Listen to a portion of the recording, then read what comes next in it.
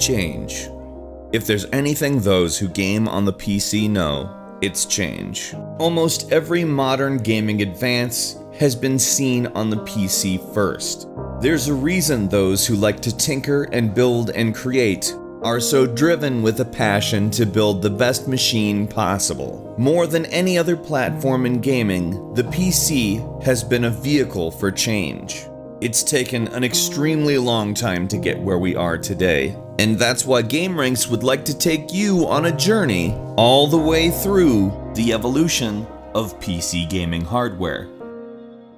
To show just how far we've come, we're going to have to go back quite a ways. All the way back to 1962. The game was Spacewar. The platform was the PDP-1, or Digital Equipment Corporation's Program Data Processor 1. At the time, the PDP-1 was an incredibly powerful machine, and it sold for $120,000. In 2015, that would be $950,000. That's almost $1 million you'd be spending if you wanted to play a two-player PvP Asteroids, basically. The game was actually developed as an experiment on this machine, and essentially showed that people wanted to play games on computers, even when computers really weren't a thing. Obviously, $120,000 is way too much for a computer, and as we said a moment ago, that is in 1962 money. Not to mention that its primary storage medium was actually paper. In order to keep its data, holes were actually punched in paper, which were read as binary. So not only was it incredibly expensive, but just not practical. It wasn't until 1980 that computer prices came down to an even reasonable level, and the computer that accomplished it was the Sinclair ZX80, the first personal computer that was under $200. Now bear in mind that's actually $612 in today's money, meaning it wasn't that far off from buying a PlayStation 3 when that console came out, except it was a personal computer. In 1983, Intel released a $1,000 graphics control board. Now it didn't have a fancy name like a lot of today's graphics cards go for, but the ISBX 275 was capable of displaying 8-color data at a resolution of 256 by 256, or grayscale at 512 by 512. It had 32 kilobytes of display memory, and the hardware itself could pretty much handle any zooming, scrolling, or shape drawing that was really necessary. It could also render sprites. This was very big because console games were doing all of these things already,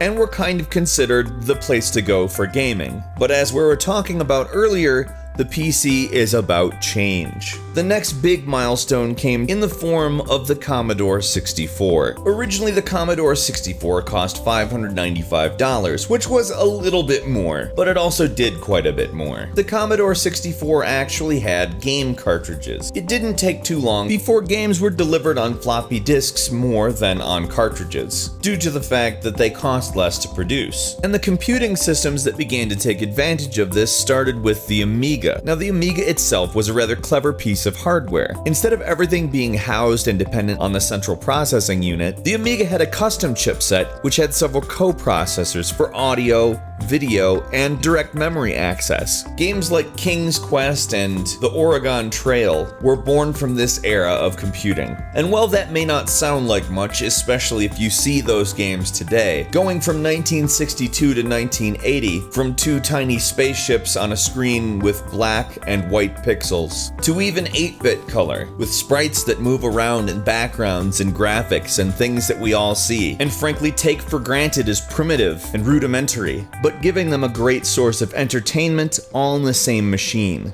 And believe it or not, a lot of 3D modeling and rendering packages actually came out for the Amiga. In fact, it was used to create some of the original prototypes for the 3D animation that today is used to create all sorts of everything from gaming to movies. The machine was able to do this because of its coprocessors and its ability to access several megabytes of RAM, which at the time was astounding. It certainly wasn't enough to render a 3D game or anything like that, but this was a large step towards 3D gaming, which as we all know is what the PC excels at today. And then in the late 80s, the Nintendo Entertainment System came out. Before that, console gaming was actually in quite the decline, but the NES revived that, And while console gaming took the limelight for a little while, PC gaming continued to develop at a rapid pace. The same year, ATI released a card called the VGA Wonder. The VGA Wonder was a 16-bit 2D card that could have either 256 kilobytes or 512 kilobytes of VRAM. It also had a mouse port, could output to SVGA displays, and could automatically sense whether or not a monitor was attached. Now, this graphics card is notable because 16-bit consoles would not catch on for a number of years. While the 16-bit Sega Genesis did launch as competition to the Nintendo Entertainment System,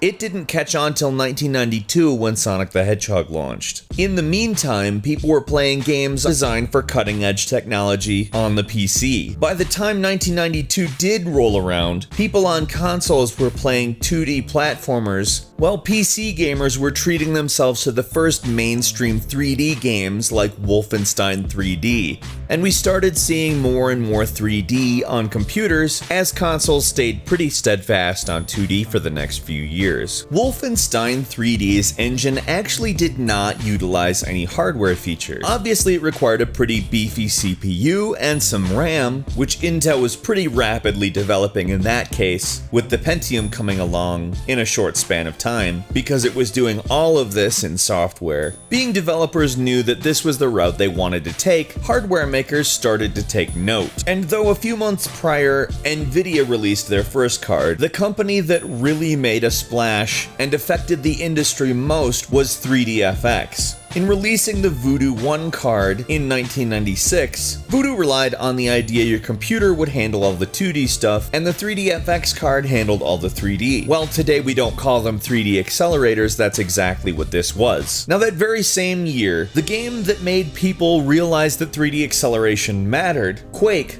came out and completely changed everything. Where Wolfenstein and Doom were somewhat limited, graphically speaking at least, Quake offered fully real-time 3D environments with so much detail for the time that pretty much everybody was blown away. All of the enemies were polygonal 3D models instead of pre-rendered sprites. The levels were fully 3D instead of a 2.5D illusion. The game used pre-rendered light maps, which essentially created much of the perspective, and all of this just came together to create both the most evolutionary and revolutionary game possible at the time. I remember playing Quake as shareware and thinking, what just happened? Most of 3DFX was actually bought by Nvidia when 3DFX went bankrupt in 2002, but in 1996, you could really feel their impact. A slew of 3D cards flooded the market in the coming years. As consoles began to adopt the idea that games could be 3D, more and more gamers in general wanted to play high-performance 3D titles. 3DFX continued absolutely annihilating the competition in 1998 by releasing the Voodoo 2. It improved on the original's resolution by quite a bit, allowing you to play games in 1024x768, which, if you have a 720p HD TV that you play games on now, is actually not really that different as far as number of pixels. This card managed to stay relevant for years by combining 2D and 3D graphics capabilities,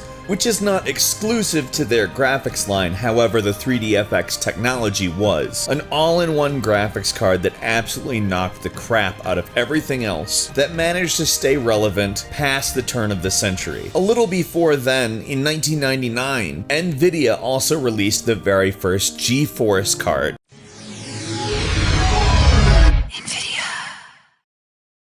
Now, Nvidia had been gaining ground on 3DFX for a little while. Nothing major, and they weren't going to dominate for a while. But the fact is, there was healthy competition between several graphics card makers that were putting 2D and 3D on the same chipset. Until, as I said a moment ago, 3DFX went bankrupt in 2002. Nvidia, knowing that they had basically not been able to beat that company in terms of technology, but was a financially stable company, grabbed up their assets as quickly as they could, and immediately began research and development, pushing forward to create some really interesting cards. CPUs at the time weren't developing that fast. fast. Between the year 2000 and the year 2003, top-of-the-line processors were generally between 1 and 1.3 gigahertz. Intel was still making Pentiums, and when I say that I mean the original Pentium series. They were on number 4 by this point. But something interesting happened. AMD wanted to bring in low-cost, high-number CPUs and started dropping 2 gigahertz Athlon 64 processors in 2003. In 2005, the AMD Athlon 64X2 was their first dual-core processor, and of course,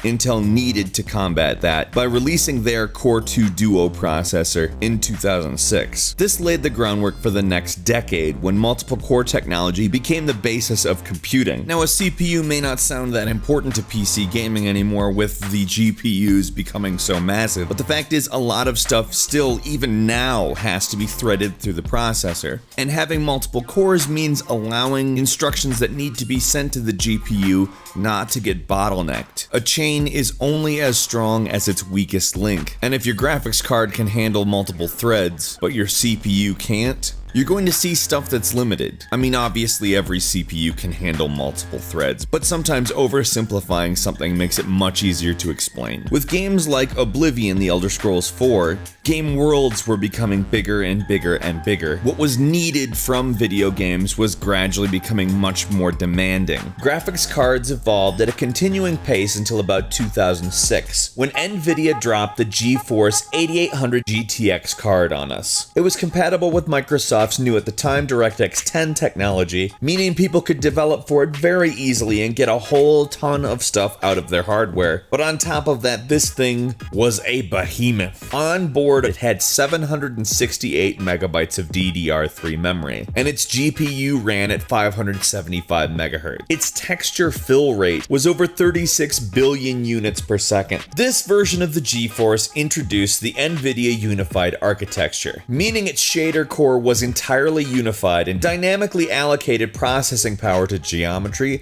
vertex, physics, and pixel shading operations. Meaning you didn't need a bunch of different chips for each of these different things. You just needed to go, hey graphics card, I need this. Ask and ye shall receive. The cool thing about that is needing less specialized hardware allows you to make something more powerful for less money. And though this GeForce didn't get marginally cheaper, it got marginally better.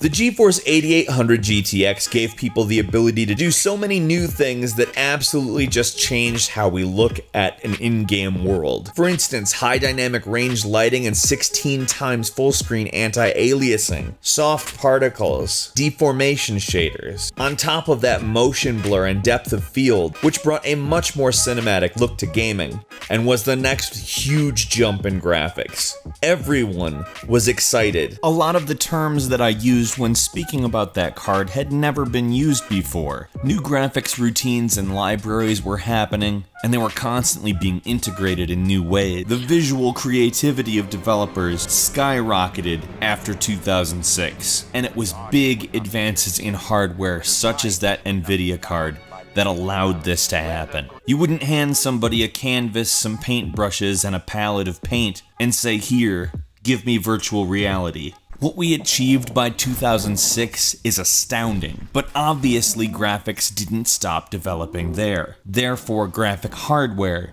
did not stop developing there. And by the time 2008 rolled around, Grand Theft Auto 4 was perhaps one of the more detailed open world games to exist. In 2009, the very last card to bear the ATI name came out, and it was pretty intense. And although they were putting out an amazing card, there's a reason why ATI had to sell itself. But that's all marketing and business. If we're talking about the card, the hardware itself was ridiculous. The Radeon HD 5970 was 3.5 pounds, and I say that first because I need you to know how loaded up with hardware this thing is. Now, it wasn't quite the same jump that we saw from the 90s to 2006, but speaking strictly technically, it did trounce the Nvidia card we were talking about.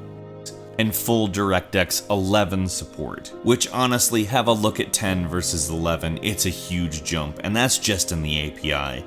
Between 2010 and now, graphics cards continue to develop, but what's possibly the more interesting thing is how Nvidia and AMD are attempting to allow developers to access their hardware for development. With Nvidia having a very proprietary tool set called GameWorks, and AMD creating a very low-level API that they claim to be open called Mantle, and both companies slinging massive amounts of mud at each other over both things. It's interesting. For instance, in 2013, when the Tomb Raider reboot came out, that was a gorgeous game, and on AMD, it ran a technology called TraceFX that gave Lara Croft very realistic hair, probably the most realistic that had ever been put in a consumer product that rendered in real time. And before Nvidia fixed their drivers, if you tried to play Tomb Raider with TraceFX turned on an Nvidia card, the performance just took a dump. On the flip side, when Watch Dogs came out, it had Nvidia's GameWorks technology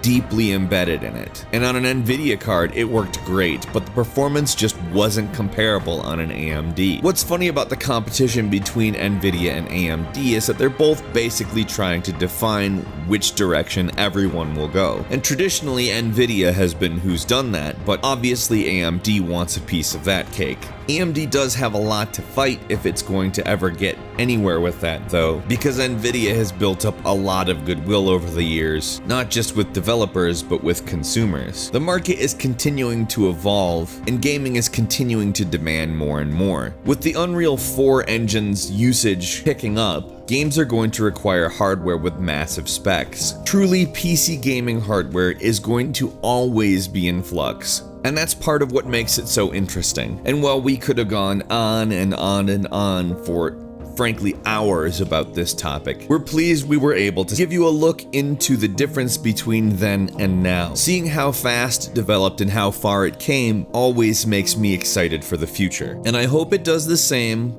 with you. Don't forget to leave us a comment, maybe tell us what you're running in your computer, and click the like button as well because it helps us immensely. If you're not subscribed, now would be a great time to do so because we upload brand new videos every single day of the week, and the best way to see them first is a subscription. As always, we thank you so much for watching this video, hope you enjoyed it a great deal, and we will see you next time here on GameRanks.